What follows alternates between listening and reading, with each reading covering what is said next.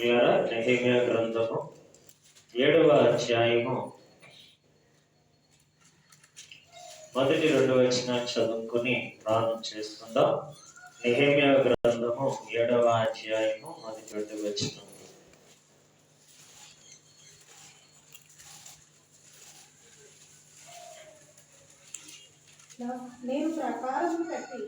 నేను ప్రాకారములను కట్టి తలుపులు నిలిపి ద్వారపాలకులను గాయకులను లేవీయులను నియమించిన పిమ్మట నా సహోదరుడైన అనానీకిని కోటకు అధిపతి అయిన అనానియాకును యెరూషలేము పైన అధికారమును ఇచ్చితిని.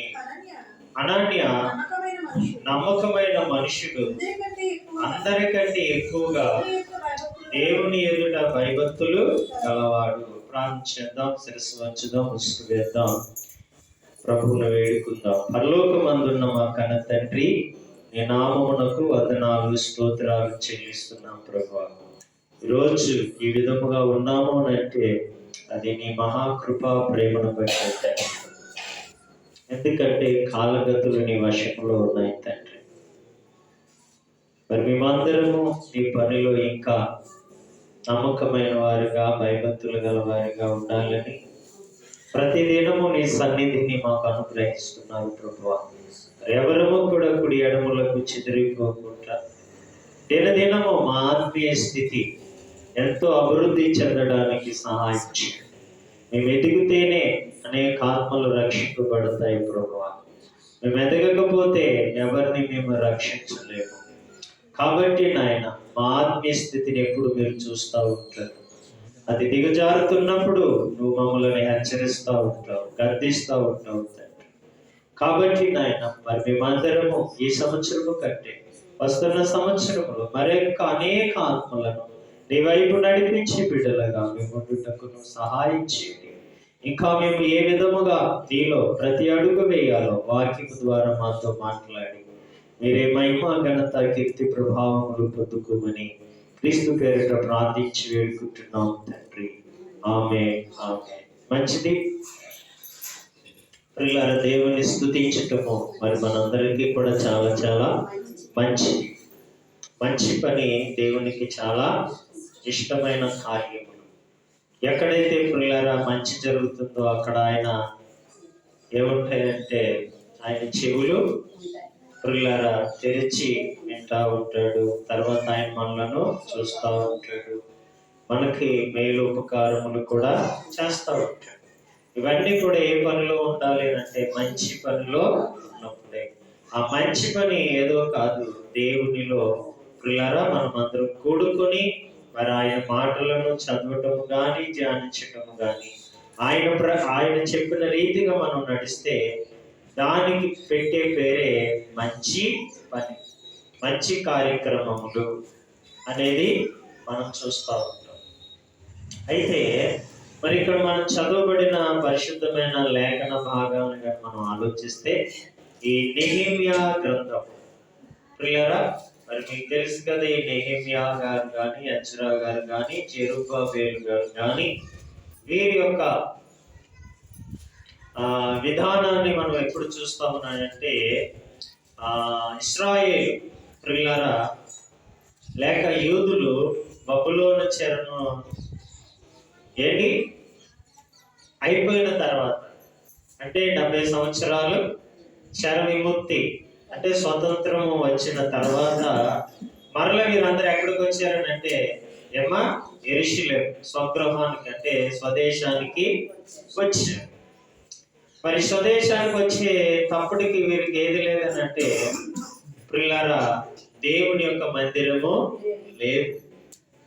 ఏం లేదండి, దేవుడి మందిరం లేకపోతే ఏమవుతుంది చెప్పండి?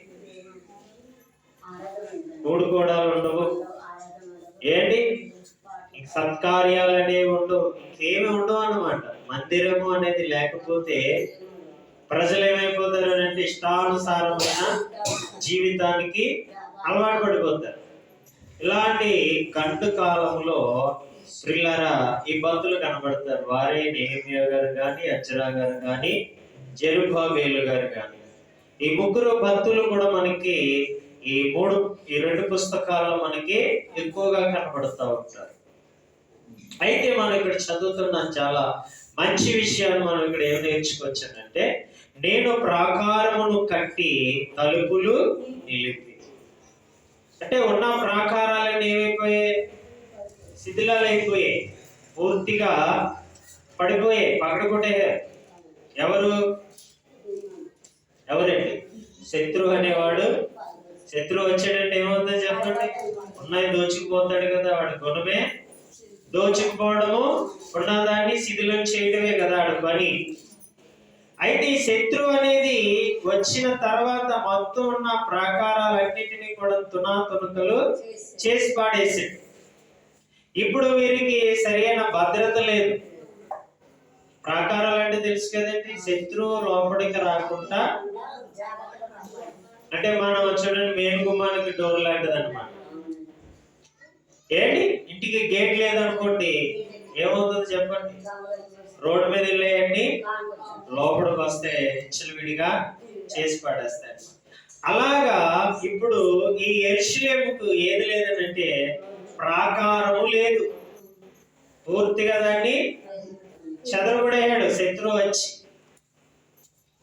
ఎప్పుడైతే పిల్లలు అన్ని పోయాయో అప్పుడు కొంతమంది భక్తులు ఏం చేశారనంటే, ఒరే మనకి ప్రాకారములు చాలా అవసరము, ప్రాకారములు లేకపోతే మరలా ఏమవుతుంది? మరొక శత్రువు వచ్చి ఏంటి, లేకపోతే ఉన్నవారు కూడా చెదిరిపోయే అవకాశాలు చాలా ఎక్కువగా ఉన్నాయి. అందుకని ఈ భక్తుడైన నెహెమ్యా గారు చాలా సుదీర్ఘమైన ఆలోచన కలిగి, ఎప్పుడు వస్తాయంటే ఇలాంటి మంచి ఆలోచనలు దేవుళ్ళో ఉన్నప్పుడు మాత్రమే. దేవుళ్ళో లేరనుకోండి, ఆడెలా పోతే మాకేంటి, ఈడెలా పోతే మనకేంటి అనే విధంగా ఏం చేస్తారు? వదిలేస్తారు. అదే దైవాలోచనలు కలిగిన వారు ఉన్నారనుకోండి, ఏం చేస్తారనంటే, అయ్యో వారు నశించిపోవటము మంచిది కాదు, రేపు పొద్దున్న దేవుడు నన్ను లెక్క అడుగుతాడని ఒక భయముతో వారు ఏం చేస్తారనంటే ప్రతి అడుగు దేవుళ్ళలోనే వేయడం నేర్చుకుంటారన్నమాట. అయితే ఇప్పుడు ఈ ప్రాకారాలు లేని ఈ యొక్క భయంకరమైన దినాలలో పిల్లలు మరి ప్రాకారాలు కట్టాలి. ప్రాకారాలు కట్టాలంటే చిన్న విషయం కాదు. ఏంటి, అదేమో మన ఇంటికి ఏంటి తలుపు లాంటిది కాదు, పెద్ద ఏంటది ఎంత అంతా కాదు పిల్ల. ఇంచుమించు మనకి తెలుసు కదా, ఎరుకో గోడలు ఎంతో ఎత్తు, అలాంటి ప్రాకారాలు కట్టాలి. వాటికి ఏమేయాలి? మళ్ళీ ఏంటి ద్వారం అంటే డోర్స్ పెట్టాలి. ఎంత పెద్ద పనిని పూనుకోవాలి. పూనుకోవాలని అంటే ఎంత పిల్లరా దైవ జ్ఞానం ఉండాలో ఆలోచించండి, లేకపోతే దైవ భక్తి ఉండాలో ఆలోచించండి. ఏంటి మరి దైవ భక్తి అనేది లేకపోతే కట్టలేరు. ఆలోచించండి. ఇది అసలు యెరూషలేము అంటేనే దేనికి ప్రసిద్ధి నొందింది? దైవ భక్తికి. దేనికి? దైవ భక్తికి ఎక్కువగా అన్నమాట. ఏంటి, అదే లోకరీత్యగా ఉన్నాయనుకోండి, ఏం చేస్తారు? ఎవరు అబ్జెక్షన్లు పెట్టరు. దానికి ఎన్ని డొనేషన్లు అయినా ఏం చేయబడితే వస్తానే ఉంటాయి. అదే దైవపరమైనది అనుకోండి, ఎలాంటివి రావు. ఎందుకని? అమ్మో భక్తి అంటే అందరికీ భయం. నీకు అర్థమైందా? మనుషుడికి ఈరోజు ఏదంటే భయం వచ్చిందని అంటే భక్తి అంటేనే భయం పుట్టుకుంది. భర్త అమ్మో జాగ్రత్తగా ఉండాలి అంటే ఎందుకు జాగ్రత్తగా ఉండాలి? ఏ పాపాలు చేయకూడదు, అన్యాయంగా ఉండకూడదు, అక్రమముగా ఉండకూడదు, ఇష్టానుసారంగా జీవించకూడదు. ఇవన్నీ కలిపితే భక్తి. అందుకే నిజమైన భక్తికి ఎవరైనా ఏమవుతారనంటే భయపడిపోతారు. అందుకే దానికి ఏం చేయాలంటే సహకరించరు. వ్యర్థమైన భక్తి ఉందనుకోండి అందరూ సహకరిస్తారు. ఇప్పుడు యెరూషలేము మరలా పురద్వారాలు మరలా వాటికి అన్ని ప్రాకారాలు కట్టబడాలంటే ఏం చేయబడాలి? చాలా వ్యత్యాసం, అంటే చాలా ఏంటంటారు దాన్ని, ఆర్థిక వనరులు కావాలి. అని అంటే చూసారు, ఇప్పుడు పడిపోయిన ఈ ప్రాకారాల నిమిత్తం ఎంతో ప్రయాసపడ్డారు. తర్వాత ఇప్పుడు ఉన్న పరిస్థితి బట్టి వారి దగ్గర ఉన్న ధనం కానీ వారి దగ్గర ఉన్నది కానీ చాలా తక్కువ. ఇప్పుడు మళ్ళీ ఇది ఎవరి చేతుల్లో పెట్టాలి? ఎవరికైనా ఇచ్చామనుకోండి, వాడు ఎలా చేస్తాడో తెలియదు. ఈ రోజు అన్నీ అయ్యే కదా, ఈ రోజు ఆ రోజైనా తీరా మనం ఏదైనా ఇచ్చామనుకో, అది చేస్తాడో తెలియదు, చేయడో తెలియదు, రకరకాలమైన తలపోట్లు మళ్ళీ అన్ని కూడా. అంటే కష్టపడి తేడా ఒక ఎత్తు, మళ్ళీ వాడు సరిగా చేస్తాడో ఉన్నట్టుకుని పారిపోతాడో అని ఇదొక, ఇవన్నీ కూడా మనకి రకరకాలమైన ఆలోచనలు అనేవి ఏర్పడిపోతా ఉంటాయి. అందుకే వీళ్ళు ఏం చేశారు అంటే దేవుడి మీద బాగా ఆధారపడటము నేర్చుకున్నారు. దేవుడి మీద ఎప్పుడైతే మనం ఆధారపడి ఉంటామో ప్రతి ఆలోచన యుక్తమైనదే ఉంటది. అర్థమైందే? అందుకే ఇప్పుడు అంటున్నాడు, నేను ప్రాకారమును కట్టి తలుపులు నిలిపి ద్వారపాలకులను గాయకులను లేవీలను నియమించిన పిమ్మట నా సహోదరుడైన అనానీకిని కోటకు అధిపతి అయిన అనాన్యాకును యెరూషలేముపై నియమించానంటే నేను అధికారమును ఇచ్చి తిని. ఎవరికి? అనాన్యా అనబడిన కోటకి ఎవరు అయినాడంట? అధిపతి అయిన వాడు. ఈ కోటకి అధిపతి అయిన ఆయనకి ఏమిచ్చాడనంటే అధికారం ఇచ్చాడు. ఎందుకు అధికారాన్ని ఇచ్చాడనంటే కింద చెప్తున్నాడు, ఈ అనాన్య అలాంటి వాడంట. అమ్మా ఎలాంటి వాడంట? నమ్మకమైన మనిషి. ఏముందంట ఆయనలో ఏ క్యారెక్టర్ చూసాడంటే, చూసారండి? అంటే గండు కాలములో ప్రియులారా ఎవరికిస్తే ఈ పనిని చక్కగా నిర్వర్తిస్తారు, ఎవరికిస్తే చక్కగా ఎన్ని కూడా మరలా కట్టబడతాయి, కాపాడబడతాయి, చక్కగా సద్వినియోగం చేసుకుంటారనే ఆలోచన ప్రియులారా చిస్తా ఉంటుంటే ఆ భక్తుడికి కనబడిన మరొక భక్తుడే ఎవరంట? అనన్య. చూసారండి?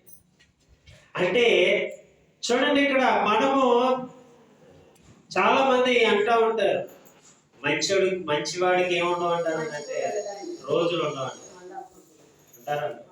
నిజమే అంటారండి? మంచివాడి కంట ఏముండదంట? మంచిగా బతికివాడికి రోజులు ఉండవు, ఏదేదో అంటా ఉంటారు. అది లోకపు సామెత.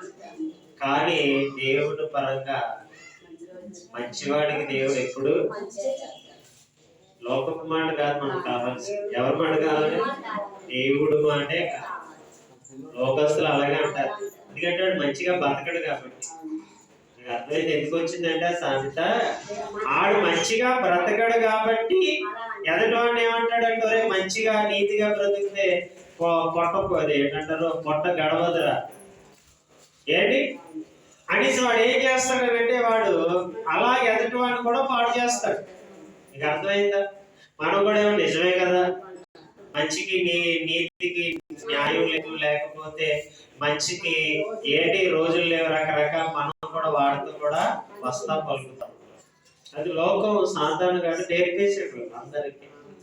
కానీ దైవపరంగా మనం ఆలోచిస్తే మంచివాడికి దేవుడు ఎప్పుడు కూడా ఏం చేస్తా ఉంటాడంటే ఉపకారమే చేస్తాడు, మేలే చేస్తాడు. చిన్న చిన్నవి వస్తాయి, అవన్నీ వస్తాయి, కానీ వాటిలో మనం ఏం తెచ్చుకుంటాం?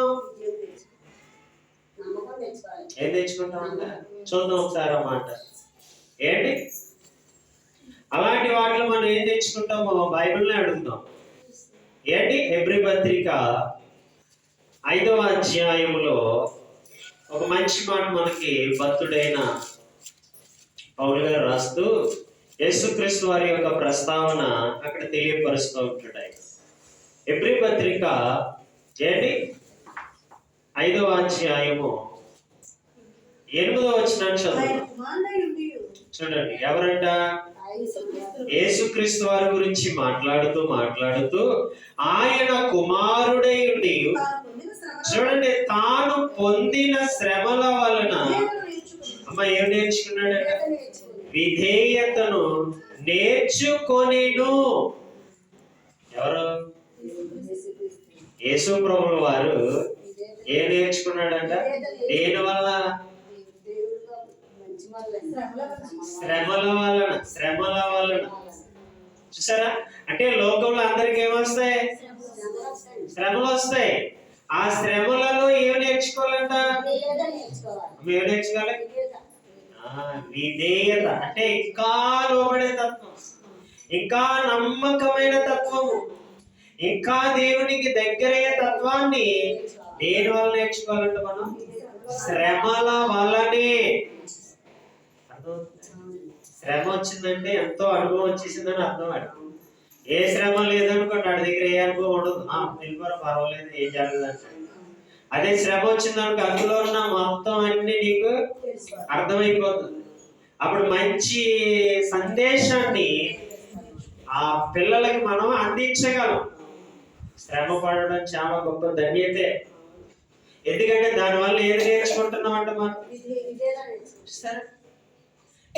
మన దగ్గర ఉన్నంత జ్ఞానము బయట దగ్గర ఉండదు. ఎందుకంటే మన ఆటకి పోటీకి అన్నిటిని భరించిన వారు. ఏంటి బయటోడికి ఏముండదు. చిన్నది ఏదైనా వచ్చిన దానికి వెంటనే వేసేసుకుంటాడు, తాగేస్తాడు. చూస్తున్నాం కదా రోజుల్లో, సమాజంలో ఎన్నో చూస్తున్నాం. గొప్పలు ఏం చేస్తారంటే అత్తగారు ఏదో అన్నదని, మాంగారు ఏదో అన్నదని, లేకపోతే ఆఫీసులో ఎవడో ఏదో అన్నాడని, ఆడేదో అన్నాడని ఏం చేస్తారనంటే ఉద్రేకాన్ని ఆపుకోలేక, లేకపోతే పిల్లరా ఏంటి వాళ్ళు ఏం చేసుకుంటున్నారనంటే చివరికి ప్రాణాలనే కోల్పోతున్నారు. అదే మనలాంటి వారు ఏం చేస్తామంటే ఇంకా విధేయత నేర్చుకుంటాం. ఇలాగుంటే ఇలా జరుగుతుందా, ఇలాగుంటే ఇలాగుంటుందా అని మనం ఏం నేర్చుకుంటున్నాం అంటే, అందుకే చూసారా శ్రమ మేలుకే. మనం ఏమనుకుంటామనంటే అయ్యి బాబోయే అని అనుకుంటాం. లేదు, ఇంకా మెలకువలు వస్తాయి మనకి. ఇంకా చక్కగా అడుగు గట్టిగా వేస్తాం, స్థిరంగా పడుతుంది అడుగు. ఇంకా దాన్ని ఇంకెవడో కదిలించలేడు అన్నమాట. అందుకే ఇక్కడ యేసుక్రీస్తు వారి దగ్గర అన్నీ ఉన్నాయి. అయితే ఆయన ఏది నేర్చుకున్నాడో మనకి చెప్తున్నాడు. ఆయన కుమారుడై ఉండి, ఎవరికి? తండ్రి అయిన దేవునికి ఆయన కుమారుడు. ఏంటి? ఆయన దగ్గర అన్నీ ఉన్నాయి. కానీ ఆయన ఈ లోకానికి వచ్చిన తర్వాత ఏం పడ్డాడు? ఎన్నో శ్రమలు. ఇంటివారు, లోపటివారు, బయటవారు, ఏంటి శిష్యులు, ఇలాగ అందరి వలన ఆయన ఎంతో శ్రమను అనుభవించి చివరికి ఆయన ఏది నేర్చుకున్నాడు అన్నదంటే విధేయత. ఇప్పుడు ఈ నెహెమియా గారు కానీ, అజ్రా గారు కానీ, జెరుబ్బాబెలు గారు కానీ, వీళ్ళందరికీ కూడా ఏమొచ్చింది? విధేయత వచ్చేసింది. ఎందువల్ల వచ్చిందంటే వారు కూడా ఎక్కడికి పోయారు? చెరగపోయారు. చాలా మహాశ్రమలు అనుభవించారు, రకరకాలమైన దాడులు భరించారు, లేనితనాన్ని కలిగి ఉన్నారు. దేవుడు ఉన్నప్పుడు అన్ని రెక్లెస్ గా మాట్లాడారు. ఏంటి మమ్మల్ని ఎవడు కొట్టగలడు, మమ్మల్ని ఎవడు ఎదిరించగలడు అంటే రకరకాలుగా విర్రవీగారు. ఎప్పుడైతే పిల్లల చెరక వెళ్ళిపోయారో మొత్తం అందరికి ఏదొచ్చేసింది అంటే విధేయత అనేది వచ్చి దూర బాబు గుప్పు గంతులుగానే అంటే తొక్క తీసేస్తాడు దేవుడు అని చక్కటి మూలపాఠాలన్నీ కూడా వారికి అర్థమైందన్న. చూసారా? ఎవరికి? సామాన్యులు మొదలుకొని సామంతుల వరకు అందరికీ కూడా, అంటే ప్రజలు మొదలుకొని రాజుల వారు, ప్రవర్తనలు మొదలుకొని లేకపోతే సహకరించేవారు మొదలుకొని అందరికీ ఏమొచ్చిందనంటే మంచి విధేయత అనేది వచ్చింది. అందుకే ఇప్పుడు ఏం చేశారనంటే అందరూ కూడా దగ్గరుండి ఏం చేసుకుంటున్నారు, పడిపోయిన ప్రాకారాలను, పడిపోయిన వాటన్నిటిని బాగు చేసుకోవడానికి ఒకరికొకరు ఏం చేసుకుంటున్నారు అంటే ప్రోత్సాహపరుచుకుంటున్నారు. రే చెయ్యాలరా, మందిరం రా, దేవుడి సన్నిధిలో ఇది లేకపోతే మనకు పుట్టగతులు ఉండవరా అని వారికి తోచిన రీతిలో వారు ఏం చేసుకుంటున్నారంటే ఒకరినొకరు హెచ్చరించుకుంటూ గద్దించుకుంటూ, పిల్లరా మంచివాడు ఎవడు, పని ఎవడు చేస్తాడు, ఎవడు పని చేయడు, ఇవన్నీ కూడా వారు ఏం చేస్తున్నారంటే స్టడీ చేసుకుంటున్నారు. ఎందుకంటే ఆల్రెడీ ఏంటన్నారు, దెబ్బ తిన్నారు. ఏమొచ్చింది ఇప్పుడు వారికి? మంచి విధేయత అనేది వచ్చింది ప్రియులారా. అలాగే మనకి కూడా దేవుడి వాక్యం వింటున్నప్పుడు, దేవుడి వాక్యాన్ని చదువుతున్నప్పుడు ఏంటి, మన కుటుంబాల్లో లేకపోతే మన సమాజంలో జరుగుతున్న అనేకమైన విషయాలను మనం చూస్తున్నప్పుడు మనం కూడా ఏది నేర్చుకోవాలంటే విధేయత అనేది నేర్చుకోవాలి తప్ప వెనకడుగు వేయకూడదు. కొంతమందిని చూస్తున్నారు, చూసి ఏమైపోతున్నారు, వెనకడుగు వేసేస్తున్నారు. అమ్మో ఏమైపోతామో, నేను కూడా ఇలాగే చితికిపోతానేమో, రకరకాలుగా వారు ఏమేస్తున్నారంటే వెనకడిగేసి ఎవడికి కాకుండా, అంటే చివరికి దేవుడికి కాకుండా పిల్లలు తొలగిపోతున్నారు. కానీ మనం ఇంకా ఏం చేయబడాలంటే అలాంటి వాటిని చూసినప్పటికీ, అనుభవించినప్పటికీ ఇంకా పెరిగిపోవాలంట భక్తి అనేది. అందుకే అన్ని కూడా దేవుడు మనకి పెడతా ఉంటాడు. అంటే ఇంకా పెరగాలి నువ్వు, ఇంకా నేను పెరగాలి. అందుకే ఇంకా దేవుడు నీకు నాకు అన్ని పెడతా ఉంటాడు, ఇంకా ఇరుకు ద్వారం చేస్తూ ఉంటాడు. వెళ్ళే కొలది ఇంకేమైపోతాడు, మనకి విశాలత ఉండదు. వెళ్ళే కొలది ఇంకేమవుతుంది, ఇరుకే ఉండదు.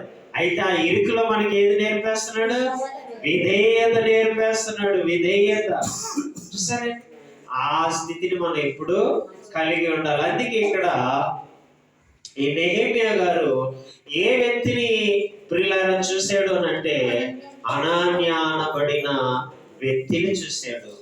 ఆ వ్యక్తి ఎలాగ కనబడ్డాడు అనేది మనం ఇక్కడ చూస్తూ ఉంటుంటే ఏం కనబడ్డాడు, నమ్మకం.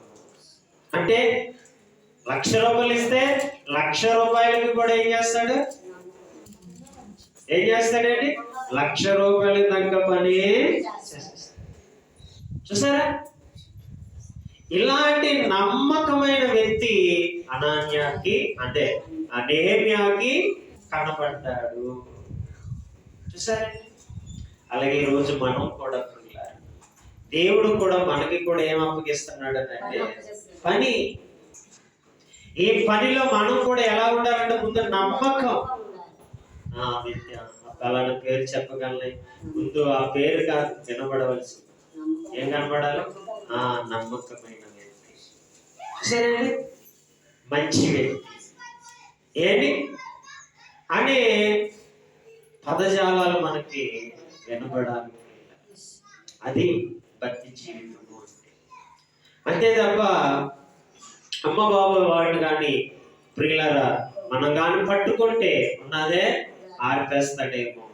సరే, అందుకే ఇక్కడ అంటున్నాడు అనాన్య ఏమై ఉన్నాడు అంటే నమ్మకమైన వాడు.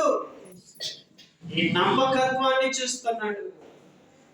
అందుకే దేశంలో ఎవరైనా ఏంటి నమ్మకమైన వారు ఉన్నారేమో అని ఆయన ఏం చేసుకుంటున్నాడంట, వెతుక్కుంటున్నాడంట. మంచి పనివాడి కోసమే కదండి ఎవరండి, ఏమంతే అంతే కదమ్మా, నువ్వేనంతే నేనేనంతే.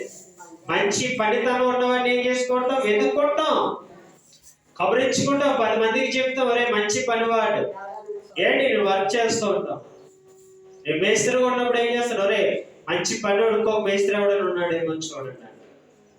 చక్కగా పని చేసేవాడు, చక్కగా ఏంటి సరిపెట్టేవాడు, చేసే పనికి ఒక అందాన్ని తీసుకొచ్చేవాడు ఎవరైనా ఉన్నారా అని పలువురికి చెప్తా ఉంటాం.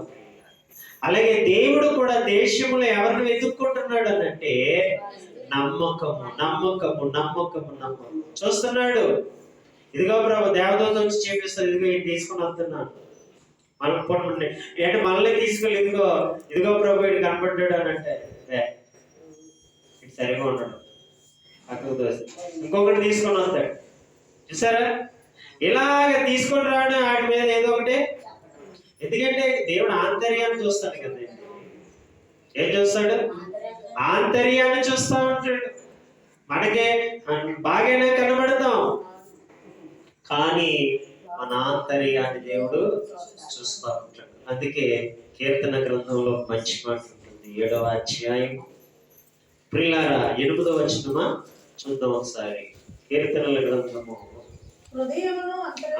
చూడండి 7-8వ వచనంలో ఆయన అంటున్నాడు, హృదయములను అంతరింద్రియములను పరిశీలించు నీతి గల. చూసారు ఏం పరిశీలిస్తున్నాడు ఆయన? ఇంకెక్కడ మనం దాచేయగలం? ఏదైనా ఏంటి ఏ దాచేయగలం? చూసారా, నీతి గల ఎవరంటే ఆయన దేవుడు. అందుకే ఆయన కావాలి చెప్పేశాడు, వెల్లడి చేసేసాడు. ఏమని? నమ్మకమైన వారు కావాలంటే. ఏంటి ఇప్పుడు ఒక కంపెనీ ఉందనుకోండి, డిగ్రీ పాస్ అయిన వాళ్ళందరూ రావాలి అని అన్నాడు అనుకోండి. డిగ్రీ చదివే చాలా మంది ఉంటారు, కానీ పాస్ అయిన వాళ్ళు మాత్రం డిగ్రీ చదివే చాలా మంది ఉన్నారు, కానీ అందులో పాస్ అయిన వారు ఎంతమంది ఉంటారు? కొందరే ఉంటారు. అలాగే మనం కూడా అందరూ దేవుని నమ్ముకునే ఉన్నాం, అందరూ బైబిల్ చదువుతున్నాం, అందరూ వాక్యం వింటున్నాం, ఒకే పానీయం చేస్తున్నాం, ఒకే ఏంటి శరీరమును తీసుకుంటున్నాం. అయితే ఇందులో ఎవరు కావాలంటే ఆయనకి నమ్మకమైన వారు. అలాంటి వారిని ఆయన ఏం చేస్తున్నాడు అంటే ఆయనకు అర్థమైపోతుంది, బాబు దేవుడి దగ్గరికి వెళ్ళాడంటే ఇంకా ఆయన ఏం చెప్తాడు? అంతరింద్రియములను చూసేవాడు, మరుగైనది ఏది ఆయనకి ఉండదు. నేను కూర్చుండడు ఆయనకి తెలుసు, నేను లేచుట ఆయనకి తెలుసు, అన్నీ నా తలంపు పుట్టక మునుపు అన్ని ఎరిగినవాడు. అన్ని తెలిసిన వాడి దగ్గర ఇంకెంత జాగ్రత్తగా ఉండాలి. అందుకేనంట లాయర్ దగ్గరికి వెళ్ళినా, డాక్టర్ గారి దగ్గరికి వెళ్ళినా ఏం చేయాలంట? ఉన్నాయండి చెప్పించుకోవాలి, దాన్ని బట్టి ట్రీట్మెంట్ ఉంటుంది అనమాట. ఏదో బాధపడతాడు, కోపగిస్తాడు, ఏదైనా దాచేసాం అనుకోండి, ఇంక వెళ్ళినా పని అవదు అనమాట. అడుగుతూ ఉంటాడు, ఎందుకయ్యా దాచేవని. అలాగే దేవుడి దగ్గర మరుగైనది ఏది లేదు. మనం ఎంతగా ఆయనకి సరెండర్ అయిపోతామో అంతా మనకే మేలు జరుగుతుంది. ఇంకా కొంచెం కొంచెం కొంచెం కొంచెం కొంచెం అన్న ఆయన కూడా అదే చెప్తాడు, కొంచెం సార్లు నీకు సంవత్సరానికి కొంత చాలు, అంతే కదా. ఈ కొంత ఎత్తానంటాడు, నువ్వేనా చెప్పగలవా? లేదు ప్రభు అంతే ఇచ్చే అంటే ఏమ్మా, అప్పుడు ఆయన కూడా అదే అంటాడు, నువ్వు కూడా అంతే ఇచ్చేయమన్నా, అంతే కదా. మనం ఏ అడిగేస్తామో ఆయన కూడా అదే అడిగేస్తాడు. నువ్వు చిన్న అడిగేస్తే ఆయన చిన్న అడిగేస్తాడు, పెద్ద అడిగేస్తే ఆయన పెద్ద అడిగే వేస్తాడు. అందుకే మనకి విధేయత నేర్చుకోవాలి. లేఖనాల ద్వారా దేవుని యొక్క సన్నిధిలో మనకి చాలా విధేయత నేర్చుకుంటే నమ్మకత్వం అనేది పెరిగిపోతుంది. నిజమే, నా దేవుడు నాకున్నాడు కదా. చూస్తారండి, ఈ నమ్మకం రోజు రోజుకి మనకి స్థాయికి పెరిగిపోతుంది. అంతే తప్ప అది ఉండే కొలది పరిస్థితులను బట్టో, కుటుంబ పరిణామాలను బట్టో అది ఇంకా ఇంకా కిందకి వెళ్ళకూడదు ప్రియులారా. అందుకే ఆయన ఎవరో అంటే చెప్తున్నాడు. 7వ అధ్యాయం ఎన్నో వచనం ఏంటి? 9వ వచనం. హృదయములను అంతరింద్రియములను ఆయన ఏం చేస్తున్నాడట? పరిశీలించు నీతి గల దేవా. ఈ క్యారెక్టర్ ఉన్న వారిని వదలడా ఆయన, ఇంకా వదిలేస్తాడా? చెప్పండి, మంచి పనివాడు ఉన్నాడు అనుకోండి, వాడు వదిలేస్తాడా? వదలడా. అత్తమాని ఏం చేస్తాడు? పిలుచుకుంటానే ఉంటాడు. రే రారా బాబు, నీకు ఎంత ఐడియా ఇస్తాను, ఏంటి పని మాత్రం ఏం చేయాలి? చక్కగా ఇది పని వచ్చిన వాడు. అలాగే లోకంలో ఎందరో ఉంటారు, కానీ అందరిలో ఏం లేదు, నమ్మకత్వం లేదు, విధేయత లేదు. అదే తత్వాన్ని మనం కలిగి ఉంటే మన దేవుడు మనతో ప్రతి దినం ఏం చేస్తూ ఉంటాడు? ముచ్చటిస్తాడే ఉంటాడు. ఇంక వదలడు కదా నిన్ను. ఎవరిని వదలను అన్నాడు? నేను విడవను ఎడబాయనని అందరినీ అన్నాడా? అందరినీ అంటారు. ఏంటి అందరినీ అంటున్నాడు ఆ మాట అనుకుంటున్నారేమో మీరు. కాదు ప్రియులారా, చదవాలి. ఎక్కడ? యెహోషువ గ్రంథములో అంటాడు, నీవు ఈ ధర్మశాస్త్రము ఏంటి చదవడంలో గాని బోధించడంలో గాని ఏంటి కుడికి గాని ఎడమకు గాని తప్పిపోకు, అప్పుడు నేను నిన్నేం చేస్తాను? విడవను ఎడబాయను. అదవుతుంది. అంతేగాని దేవుడి సన్నిధికి రాకుండా, దేవుడి వాక్యాన్ని వినకుండా, ఏంటి దేవుడికి ఏమాత్రము కూడా ఆయన పనులు లేకుండా ఈ వార్తాన్ని తీసుకుని వెళ్ళి నన్ను విడవనన్నావు కదయ్యా, ఎడబాయనన్నావు అంటారు. ఎవరికి చెప్పాడు? ఇప్పుడు ఒక కంపెనీలో మనం పనిచేస్తున్నాం అనుకోండి, ఆ కంపెనీ వారు కొన్ని ఇస్తారంటే కొంత డబ్బుని వాళ్ళు ఏం చేసుకుంటారనంటే తీసుకుంటారు. ఏం చేస్తారు? మన శాలరీలో కొంత దాన్ని ఏం చేస్తారనంటే తీస్తారన్నమాట. ఒక 100 రూపాయలు వస్తున్నాయి అనుకోండి, అందులోని ఒక 5 రూపాయలు ఎంతో తీసుకుంటారు. తీసుకొని ఏం చేస్తారు? రేపు పొద్దున్న మన తల్లిదండ్రులకు ఏదైనా ఏదో ఒకటి సంథింగ్ ఏదో ఒకటి జరిగింది అనుకోండి, ఆ కంపెనీ వాడు కొంత తీసుకుంటాడు, ఈ శాలరీ కొంత తీసుకొని ఆ రెండు కలిపి ఏం చేస్తారనంటే పిల్లరా జరిగిన ప్రాబ్లం ఏం చేస్తారనంటే సాల్వ్ చేస్తారు. అది అందరికీ వర్తిస్తుందా? ఎవరైతే ఆ కంపెనీలో పనిచేస్తారో వారికి మాత్రమే అదేం చేస్తుంది? వర్తిస్తుంది. అలాగే మనం కూడా ఎవరైతే దేవుడి మాటలు వింటున్నారో, ఎవరైతే దేవునికి విధేయత చూపిస్తున్నారో వారిని ఏమంటున్నాడంటే నేను విడవను. అంతే కదా, అంతే కదా. మీ ఇంట్లో ఉన్నవారిని అంటాం అన్నమాట. బయటకు వెళ్ళిపోయిన వాడిని అలా మాట్లాడతాం ఏంటి? మనం ఇంట్లో ఉన్నవాడిని ఏమంటాం? రే నేను ఉన్నాను కదా, నువ్వు ఎందుకు భయపడద్దు, నేను కడతాను కదా ఫీజు, నేను పోషిస్తాను కదా అని ఎవరిని అంటాం? ఇంట్లో వాళ్ళే అంటాం. అంతేగాని రోడ్డు అంతా పోయేవాడిని అందరూ అనవు కదా. అలాగే దేవుడు కూడా ఎవరిని అంటున్నాడు ఆ మాటలను అంటే ఎవరైతే వాక్యాన్ని వింటున్నారో, ఎవరైతే విధేయత నేర్చుకుంటున్నారో, ఎవరైతే నమ్మకంగా ఉండాలని అనుకుంటున్నారో అలాంటి వారికి ఇస్తున్న అభయం ఏంటంటే నిన్ను విడవను, నిన్ను ఎట్టి పరిస్థితుల్లో కూడా ఎడబాయను. అది వారికి వర్తిస్తాయి. ఏంటి అంతే తప్ప కొంతమంది ఏం చేస్తారంటే ఏ వాక్యాన్ని ఎక్కడ పెట్టుకోవాలో కూడా చూస్తూ ఉంటారు చాలా మంది. ఒకడు సోడా కొట్టి ఎట్టుకున్నాడు అనుకోండి, ఏమైనా కొట్టి ఎడతాడనంటే డప్పికొన్న వారులారా నీళ్ళ ఎందుకు రండి. చూస్తారా లేదు? ఎవరో దేవుడు నమ్ముకున్నవాడు ఏదైనా సోడా కొట్టి ఎట్టుకున్నాడు అనుకోండి, మంచినీళ్ళు కొట్టి ఎట్టుకున్నాడు అనుకోండి, ఏ వాక్యం పెడతాడంటే అక్కడ డప్పికొన్న వారులారా నీళ్ళ ఎందుకు రండి. అంటే వారికి అనుకూలంగా ఉన్నట్టుగా ప్రతి ఒక్కరు ఏం చేస్తారంటే వాక్యాలు ఈరోజు మలచుకుంటున్నారు. అది దేనికోసం అంటాడు వాడికి తెలియదు. ఇచ్చేవాడు కూడా అలాంటివి చేస్తాడు, పెట్టుకునేవాడు కూడా అలాంటివి పెట్టుకుంటాడు. అందుకే వాక్యం ఎందుకు ఎవరే కదా ఏంటి ఎలాంటి వ్యక్తిగత ఇస్తున్నాడు అనేది మనం జాగ్రత్తగా జ్ఞాపకం చేసుకోవాలి. అందుకే అన్ని కూడా నేర్చుకున్నాడు కాబట్టి నెహెమ్యా గారు ఇప్పుడు ఎవరికి ఇచ్చాడు అధికారము అని అంటే అనాన్యానబడిన వ్యక్తికి ఏమిచ్చాడట? ఆ అధికారమును ఇచ్చాడు. ఇతడు అప్పుడు చెప్తున్నాడు, ఆయనకే ఎందుకు ఇచ్చావు అని అడుగుతారు కదా. ఇప్పుడు ఏమడుగుతారు? అడగ ఎంతమంది ఉన్నాం కదా,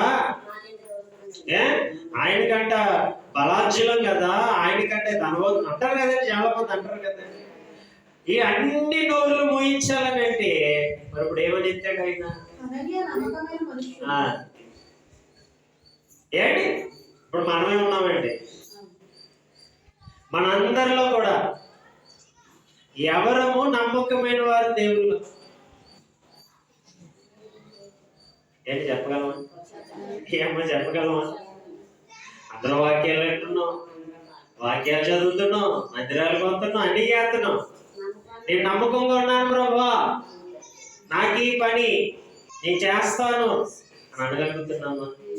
చూసారా? అందుకే ఇక్కడ నెహెమ్యా ఏమంటున్నాడనంటే, ఆడికి ఎందుకు పని ఇచ్చావు అనన్యాగా అని అడుగుతారు కాబట్టి ప్రజలు. అప్పుడు అతనిలో ఉన్న ఒక గొప్ప క్యారెక్టర్ ఏం చేస్తున్నాడు అంటే బయటికి తీసేడు. అతడు ఎవరో కాదు, ఏమై ఉన్నాడంట? నా దగ్గర కాదు. ఎవరి దగ్గర? మనుషుడి దగ్గర ఎవడైనా నటిస్తాడు. నటించరా? పిల్లలు ఉన్నారనుకో, తల్లిదండ్రుల దగ్గర ఎలా నటిస్తారు? చాలా వినయ విధేయతులుగా నటిస్తారు. గుమ్మం దాటారనుకో క్యారెక్టర్లు మారిపోతాయి. ఏంటి? అన్నీ మారిపోతాయి. గుమ్మం లోపల ఉన్నప్పుడే వారి క్యారెక్టర్, అమ్మో నా కొడుకు అంతటి వాడు లేదండి, నా కూతురు అంతటిది లేదండి అని మనం ఏం చేస్తాం? గొప్పలు చెప్పుకుంటాం. కానీ గుమ్మం దాటిన తర్వాత ఉంటే అసలేని వారి ఏంటి? అలాగే మనం కూడా అనుకుంటాం. అందుకే దేవుడు ఎలాంటి వాడంట? హృదయ రహస్యములు ఎరిగిన వాడు. కాబట్టి ఇప్పుడు ఆ నెహెమ్యా ఎవరి కోసం చెప్తున్నాడంటే అనాన్య గురించి చెబుతూ, ఈయన ఎవరో కాదు, నమ్మకమైన వాడు. నమ్మకమైన వాడే, కానీ ఎవరి యందు అలా ఉన్నాడు? నా ఎదుట కాదు. ఎవరి ఎదుట ఉన్నాడంటే అలాగా? చూడండి ఎంత మంచి మాట అండి. నిజంగా అనాన్య నమ్మకమైన మనుషుడు, అందరికంటే ఎక్కువగా దేవుని ఎదుట. ఎవరు ఎదుట అంటే ఇప్పుడు అందరూ కూడా నోరు ఎత్తిన వారు ఏమైపోతారు? నోటి మీద ఏమేసేస్తాం. దేవుడు ఏందో ఏమై ఉన్నాడా? ఎవడు మాట్లాడతాడు చెప్పండి? ఏంటి? ఇప్పుడు మనం అందరం ఉన్నామండి, అందరం బతి చేస్తున్నాం. మన అందరిలో ఒక్కరి దగ్గరికి వచ్చి కిరీటం పెట్టాడు దేవుడు వచ్చి. మనం ఏమంటాం? ఏంటి? ఇప్పుడు నా మీదే కిరీటం పెట్టాడు దేవుడు వచ్చి. ఏంటి? నాకు కిరీటం పెట్టాడు. లేకపోతే ప్రసాద్ ఉన్నాడా? ప్రసాద్ మీద ఏం పెట్టాడు దేవుడు? మనందరం వాక్యాలు చదువుతున్నాం. ఏంటి? ఆ కుర్రాడు వాక్యం చదవలేదు, ఆట పాడలేదు, ప్రార్థన చేయలేదు. ఏంటి? దేవుడు వచ్చి ఏం పెట్టాడు? కిరీటం పెట్టేశాడు. అప్పుడు మనం ఏం చేస్తాం? మనం ఏమంటాం? అదేంటి ప్రభా, నీ కోసం రోజు పడవలు వెళ్తున్నాను అంటే నేనంటారు. ఏంటి? మీరేమంటారు?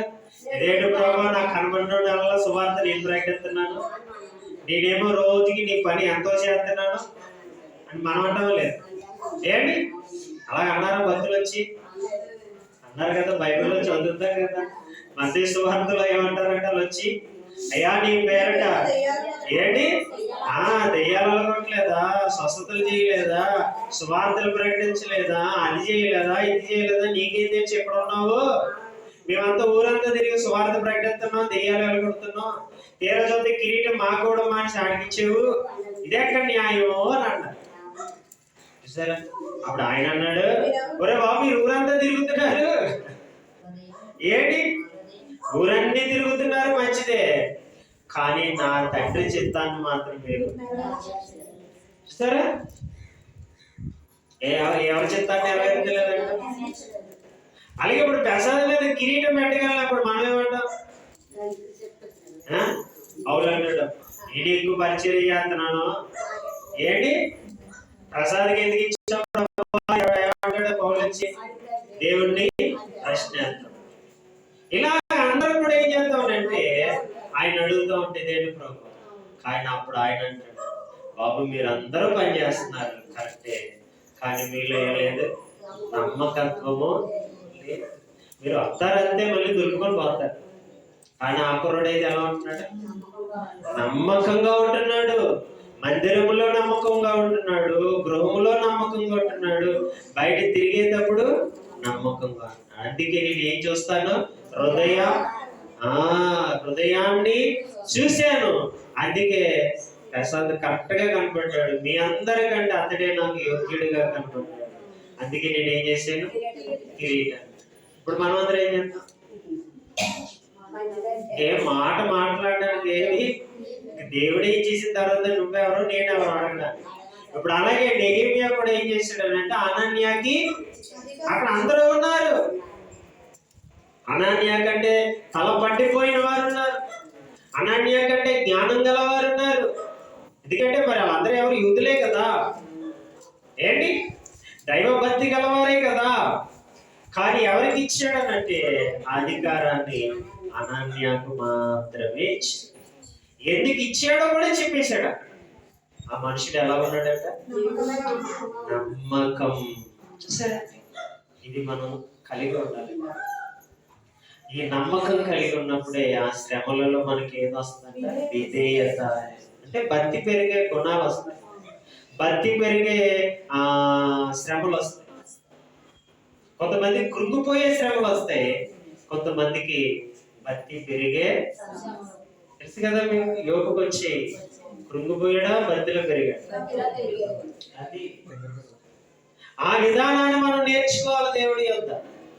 అపోస్తలులు కూడా ఎన్నో వచ్చాయి, అవి కృంగిపోవడానికి రాలేదు, ఆత్మీయతలో ఎదగడానికి వచ్చే ప్రియులార వారు. అలాగే మనకి కూడా సమాజంలో ఎన్నో వస్తాయి. అయితే నా ఆత్మీయ స్థితి పెరుగుతుందా లేకపోతే తరిగిపోతుందా అనేది మనకు మనమే ఎల్లప్పుడూ కూడా చూడాలి. అందుకే అనన్య ఎలా కనబడ్డాడనంటే, ఏంటి? నమ్మకమైన మనుష్యుడు అందరికంటే. అంటే మీ చెప్తున్నాడు, అక్కడ ఉన్నవారు అందరితో చెప్పేస్తున్నాడు అనుకోండి, రే మీ అందరికంటే. అంతే కదా, ప్రసాద్ ఎలా ఉన్నాడు? నమ్మకమైన వాడిగా కనబడ్డాడు. అందుకే నేను అతనికి ఇచ్చేసాను. చేశానా? అందుకే నమ్మకమైన వాడికి దేవుడు నిండైనా ఏమిస్తాడంట? దీవెన. అంటే ఆడ వెనకాతలు పరిగెడుతుందండి. ఎప్పుడు పట్టుకోవాలి, ఎప్పుడు పట్టుకోవాలి, అది మన వెనకాతలు పరిగెట్టి నమ్మకాన్ని మనం ఇప్పుడు కూడా కలిగి ఉండడానికి మనము ప్రయాసపడాలి. ఈ సంవత్సరం వచ్చేది నాకేమి ఇది కాదు మనకు కావాల్సి. భక్తి పెరగటమే ఆశ్రయం, భక్తి పెరగటమే గొప్ప మహాభాగ్యముగా మనం భావించుకోవాలి తప్ప ఏంటి ఈ సంవత్సరం నాకేం రాలేదు, ఈ సంవత్సరం నాకు ఏమంటే మనం ఆ లోకస్తు అనుకుంటాం. భక్తి గల వారికి కాదు. ఏంటి మనం ఎవరు? భక్తి గల వారిగా బ్రతకడానికి వచ్చి, లోకంలో ఉన్న వాటి కోసం మనం బ్రతకడానికి, దేవుడి కొరకు బ్రతకడానికి తింటున్నాం, తిండి కోసం బ్రతుకుతలేదు. అంతే కదండి. కొంతమంది దేని కోసం బ్రతుకుతారు? తిండి కోసం. ఈరోజు ఏం తినాలి అని బ్రతుకుతారు. అది లోకం. మనం ఎవరి కోసం బ్రతుకుతున్నాం? అందుకే ఆ మాట ఉంటుంది బైబిల్లో, చదివారో లేదో కానీ రోమపత్రికలో ఉంటుంది కదా, ఆ మాట చదువుకుంటుంది. ఏంటి? రోమపత్రిక 14వ అధ్యాయము 14వ అధ్యాయము రోమపత్రిక ప్రియులారా 7వ వచనం చదువుతాం. చూడండి, మనలో అంటే బయట వారు కాదు. ఏంటి? ఎప్పుడో మాట పట్టుకుంటే మనకు అర్థం. మనలో ఎవడును తన కోసమే బ్రతకడు, ఎవడును తన కోసమే మాట చూసారు అంత చక్కగా. మనం అంటే లోపటి ఉన్నవారు. బయట ఉన్నవాడు ఎవరి కోసం బతుకుతాడు? తెలుసు కదా, పిల్లల కోసం బతుకుతున్నాడు. భార్యను అడిగితే భర్త కోసం బ్రతుకుతున్నాడు, భర్తను అడిగితే భార్య కోసం బ్రతుకుతున్నాను. ఎవరు? లోకంలో ఉన్నవారు అందరూ ఇదే పదం చెప్తారు. కానీ లోపల ఉన్నవారు మాత్రము అలాగెప్పటికీ అనకూడదు. అలాగన్నామంటే నీలో దైవత్వము లేదనే అర్థం. అందుకే ఇక్కడ ఎవరితో కలుపుకుంటున్నాడు? అందరితో కలుపుకుంటున్నాడు. మనలో అది అంటే ఇప్పుడు మనం అందరం ఏమనాలంటే దేవుడి దగ్గర అదే అనాలి. ఏమనాలి? అయ్యా, నేను నా పిల్లల కోసం బ్రతుకుతలేదు, నా కుటుంబం కోసం నేను బ్రతుకుతలేదు, నీ కోసమే బ్రతుకు. ఈ ఒక్క మాట అంటే చాలు, నీలో విధేయత ఉందని అర్థం, నీలో నమ్మకం ఉందని అర్థం, నీలో దేవుని భయము ఉందని అర్థం. చూసారా, ఇలాంటి చిన్ని మనం పట్టుకుంటే ఈ తాళాలు అంటారు. టెక్కి ఏ లాక్ ఏ తాళం పెడితే వచ్చేస్తుందో మనకి 100 తాళాలు ఉంటాయండి ఒక కప్పకే. సరైనది పెడితేనే కదా వస్తుంది. లేదంటే 100 ఉన్నాయి కదా, తిప్పుతా అంటే ఆయుష్కాలం తిరిగిపోతుంది. సరైనది ఒకటి పెడితే చక్కగా లాక్ వచ్చదు. చూసారా, ఇప్పుడు మనలో అందరి పదం ఒకటి వస్తే చాలు, మనలో ఇంకా దైవపరమైన క్యారెక్టర్ అంతా ఉందండి. అందుకే అన్నాడు, మనలో ఎవడనో తన కోసమే బ్రతకుడు, ఎవడనో తన కోసమే చనిపోడు. సరే, మన కోసం కాదు ఇప్పుడు చనిపోయేది కూడా, ఎవరి కోసం? బ్రతుకుట క్రీస్తే, చావైనా. చూసారా, మనము బ్రతికినను ప్రభు కోసమే బ్రతుకుచున్నాం, చనిపోయినను ప్రభు కోసమే చనిపోచున్నాం. అంతే. చూసారా, ఎక్కడున్నా ఆయన కోసమేనంట, మట్టిలోకి పోయినా. ఏనండి నమ్మకానికి తొలిపెట్టు. ఇదే ప్రియులారా విధేయతకి మూలాధారం. ఇదే భక్తుల దగ్గర మనం నేర్చుకోవలసిన గొప్ప విధేయత. ఆ శ్రమలలో నేర్చుకునే గొప్ప విధేయతలు అన్ని ఇలాంటి క్యారెక్టర్లు మనం కలిగినాం.